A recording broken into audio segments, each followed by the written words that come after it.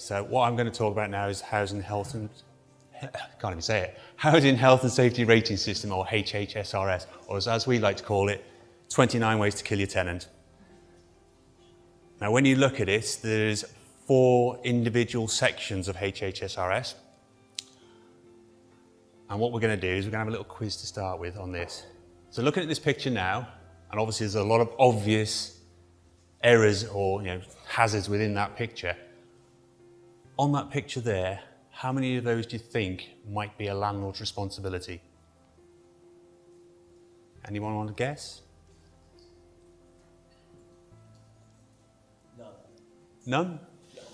Just pick them up. I don't look like that. The cable?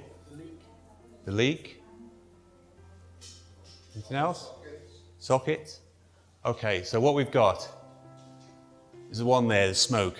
So with regards to smoke, what as a landlord are you responsible for? Smoke alarms. It would be a heat, great. It would be a heat detector in a kitchen because obviously people burn toast, you don't want all the smoke alarms going off, so you would have a heat detector. Secondly, that cupboard there. Should you have a cupboard above a gas hob? No, absolutely 100% you cannot have that. You obviously can have a cooker hood, but you cannot have a cupboard because obviously the burn and scorch marks. And there's lots of times we've gone into properties and we've found scorch marks where things have been too close to the point of heat, a gas hob. The window, electric hobs is still the same. You've got heat coming up, so you just got to be careful. Not as much as with gas, because obviously gas you've got a flame, but you've still got the same heat. The window needs to be an opening window, doesn't it? You can't have a sealed window there, so I can't see the top of the picture. There may well be opening, but it's something as a landlord you have responsibility for to make sure there's an opening window in the kitchen. The sockets, quite rightly, as that was said. Why? It's not enough, yeah. So you would need to have sockets around there. So in a kitchen, ideally, I would say you probably want a minimum 4 to 6, depending on how big the kitchen is to spread.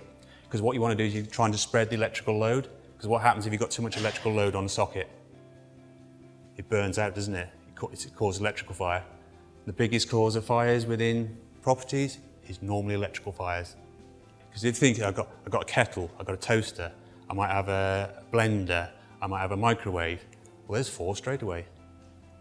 So it's just things like that you've got to think about. And then if you might have a washing machine, which you've got there, which obviously would have to have its own socket. So yeah, the leak. But why would you be responsible for a leak from a washing machine? If you've provided that white good, you are responsible for it. If that's the tenant, then the tenant would be responsible for it. So that's why I put it on there. It depends whether it's the tenant or whether it's the landlord. If you provide it, then it's your responsibility to make sure that's maintained.